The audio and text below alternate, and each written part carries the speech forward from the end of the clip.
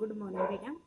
Class 10 fourth poem के हम third paragraph कर चुके हैं। आज हमारा फोर्थ पैराग्राफ की व्याख्या कर रहे हैं। फोर्थ पैराग्राफ है हमारा, उसकी समर्ति पाथी बनी है, थके पथिक के पंथा को, सीवन को अधेड़ कर देखोगे क्यों मेरी कंथा को। सबसे पहले हम इसका प्रसंग लिखते हैं। प्रस्तुत पद्यांश हमारी हिंदी की पाठ्य पुस्तक स्टेज भाग 2 में संकलित आत्मकथा नामक कविता से ली गई हैं। इसमें इसके कवि जयशंकर प्रसाद जी हैं। इन्होंने इन पंक्तियों में अपने जीवन की यादों के सहारे अपने मन को शांत करके तथा अन्य लोगों की इच्छाओं को जानने के प्रयास किया तथा अन्य लोगों के जीवन की इच्छाएं प्रकट करते हुए कवि ने कहा है कि उसकी समर्ति पाथे बनी है, थके पंथे की पंथा की। इसमें इसके कवि जयशंकर प्रसाद जी ने कहा है कि मेरी प्रेमिका की यादें हैं, थके हुए यात्री का सहारा बनी हुई हैं। जीवन को अधेड़ कर देखोगे क्यों मेरी कंथा की। यदि तुम मेरे जीवन रूपी इस गुदड़ी को उधेड़ कर देखोगे तो उसमें केवल दुख ही दुख भरा हुआ है। जिस प्रकार से गुदड़ को उधेड़ने के पश्चात उसमें केवल छोटे छोटे कपड़े ही दिखाई देते हैं, उसी प्रकार से मेरे जीवन के अंदर केवल दुख ही दुख दिखाई देते हैं। छोटे से जीवन की कैसे बड़ी कथाएं आज कहूँ। इसमें कवि ने कहा कि मेरा जीवन भले ही छोटा क्यों न हो, लेकिन इस छोटे से जीवन के अंदर बड़ी बड़ी कहानियां व कथाएं भरी हुई हैं, जिनका वर्णन मैं आपके सामने नहीं कर सकता हूँ। क्या यह अच्छा नहीं कि औरों की सुनता मैं मौन रहूं। यह मुझे अच्छा नहीं लगता है कि मैं दूसरों के दुख दर्दों को सुनता रहूं और स्वयं के बारे में मैं चुपे रहूं। सुनकर क्या तुम भला करोगे मेरी भोली आत्म कथा। इसमें कवि अपने ही जीवन की अपनी अंतरात्मा को कहता है कि हे मेरी भोली आत्म कथा, क्या तुम अपने जीवन के अंदर मेरे दुख दर्दों को सुन करके अपने जीवन में सुख का अनुभव कर सकते हो। यानी कि इसमें तुम्हारा भला नहीं होगा, केवल तुम्हारा जो समय होता है वो समय ही नष्ट होगा। अभी समय भी नहीं, थकी सोई है मेरी मौन व्यथा। फिर कवि ने कहा कि अभी मेरे पास कोई उचित समय नहीं है, क्योंकि मेरे जीवन में हर प्रकार की परिस्थितियां, कष्ट आदि झेल कर मेरी मौन व्यथा हार गई है, सो गई है। इसलिए मैं अपनी कहानियों का वर्णन अब आपके सामने नहीं कर सकता हूँ, क्योंकि मेरी मौन व्यथा शांत स्वभाव से सोई हुई है। व्यथा की पीड़ा। तो इसमें इसके बाद में इसका विशेष लिखते हैं। इन पंक्तियों में कवि ने अपनी आत्मकथा या दुखों से भरी हुई जो पीड़ा होती है उसमें और दूसरों के द्वारा दिए गए दुख आदि के बारे में वर्णन करना चाह रहा है। खड़ी बोली है, तत्सम तद्भव शब्द है, प्रसाद गुण है, अभिधात्मक शैली है, अनुप्रास, मानवीकरण आदि अलंकारों का प्रयोग इसमें किया गया है। अब इसी व्याख्या के क्वेश्चन आंसर है हमारे। कवि ने अपने जीवन को कैसा माना है। कवि ने अपने जीवन को क्या माना था? छोटा।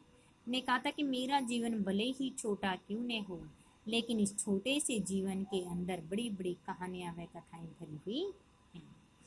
कवि के जीवन में बड़ी बड़ी कथाएं क्यों नहीं हैं। कवि का स्वभाव बहुत ही विनम्र था। हिंदी साहित्य के प्रति उनका स्वभाव बड़ा विनम्र रहा है और वह मानता कि उसके जीवन में कोई बड़ी बड़ी कहानियां व कथाएं नहीं हैं। कवि दूसरों की कथाएं किस प्रकार सुनना चाहता है। वह कहते कि कथाएं मैं मौन रहकर सुनना चाहता हूँ। कवि दूसरों की कथाएं चुप रहकर सुनना चाहता है। कवि ने अपनी कथा को कैसा माना है? भोली भाली। वह कहने कहा था कि मेरी भोली आत्म कथा, इसी के अंदर बहुत सारे दुख दर्द आदि भरे हुए हैं। कवि की मौन व्यथा हृदय में क्या कर रही है। कवि की मौन व्यथा हृदय में थक कर शांत स्वभाव से सोई हुई है और औरों के सामने अपना वर्णन अब नहीं कर सकता है। अपनी कहानी, पीड़ा, दुख दर्द आदि नहीं बता सकता है। कवि ने क्यों लिखा कि अभी भी समय नहीं है।